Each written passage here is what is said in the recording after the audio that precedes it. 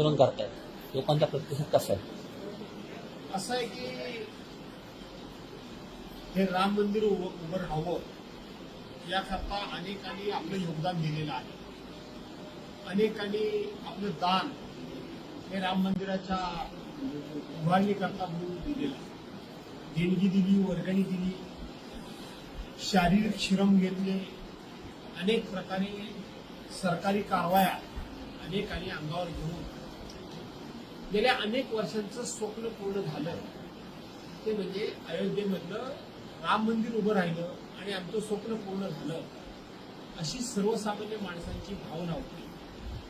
परंतु ज्या श्रद्धेने लोकांनी प्रभू रामचंद्राकरता देणगी म्हणा, दान दिलं, त्याच्यावरच डल्ला मारण्याचं काम ज्यांच्याकडे विश्वस्त म्हणून दान दिलं त्यांनी केलं.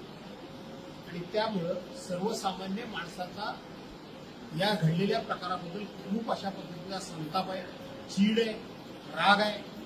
आणि राग असून ज्यांनी ह्या सर्वाचं श्रेय घेतलं ते याबाबत एक शब्द बोलायला तयार नाही. त्यामुळं सगळ्या भागामधून जेव्हा आम्ही फिरतो तेव्हा लोकांच्या मध्ये हे जे अयोध्येमध्ये राम मंदिरामध्ये चोरी झाली त्यांना शिक्षा झालीच पाहिजे अशी लोकांची भावना. विधानसभेचे अध्यक्ष सभापती राहुल नार्वेकर यांनी निर्णयाची कपिल सिब्बल यांनी अक्षर रिपोर्ट केली.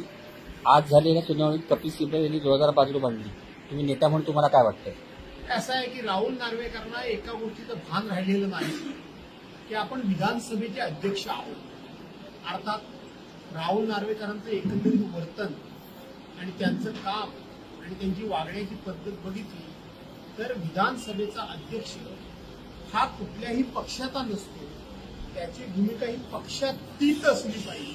परंतु राहुल नार्वेकरांसारख्या व्यक्तीकडून अशा गोष्टीची अपेक्षा करणं हे चुकीचं आहे. सध्या राज्यभर रस्त्यावरती खड्ड्याचा विषय गाजतोय.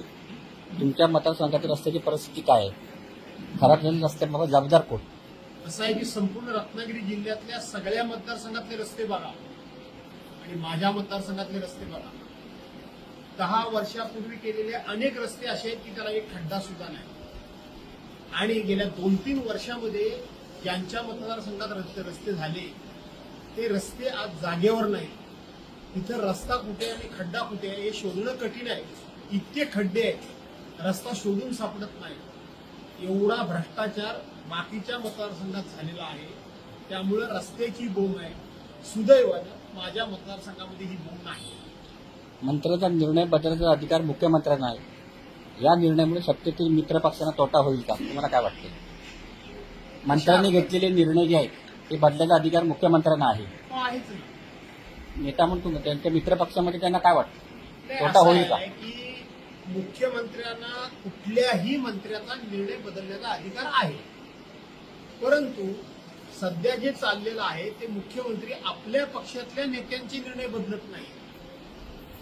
मित्र पक्ष जे 2 आहेत, एकनाथ शिंदे आणि अजितदादा पवारांचा जो पक्ष आहे, त्यांच्या मंत्र्यांनी घेतलेले निर्णय सर्रास बदलण्याचं काम राज्याचे मुख्यमंत्री करतायत.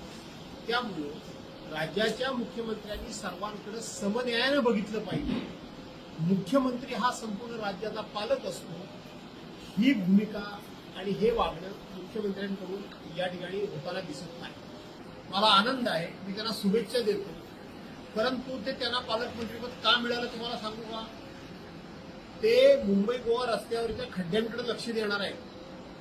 तुम्ही बघितलं असाल की नाशिकमध्ये कधीही एवढे खड्डे पडले नव्हते. एवढे खड्डे पडलेले आहेत, एवढे खड्डे पडलेले आहेत. नाशिकमध्ये कुंभमेळ्याकरता 37,000 कोटी रुपये येणार आहेत. त्यातले 15,000 कोटी रुपये आलेले आहेत. त्याच्यामध्ये 1,021 कामांची टेंडर काढलेली आहे. 591 कोटीची टेंडर काढली. त्या कामांमध्ये फार मोठा भ्रष्टाचार झाला आहे. आणि ते बहुतांशी भ्रष्टाचार करणारे लोक हे मंत्री गिरीश महाजनांचे नातेवाईक आहेत. गिरीश महाजनांचे ते नातेवाईक आहेत. आणि म्हणून गिरीश महाजनांच्या नातेवाईकांनी मोठा भ्रष्टाचार केला. संपूर्ण नाशिक खड्ड्यामध्ये घालण्याचं काम हे गिरीश महाजनांनी केलं. खूप मोठा भ्रष्टाचार करण्याचं काम हे ते कुंभमेळा मंत्री असल्यामुळं त्यांच्याकडून होतंय. आणि म्हणून त्यांना प्रमोशन म्हणून त्यांना पुन्हा नाशिकचं पालकमंत्रीपद दिलं. मला असं वाटतं भरत गोगावलेंना सुद्धा अधिक खड्डे पाडण्याकरता म्हणून तो पालकमंत्रीपद दिलं असावं.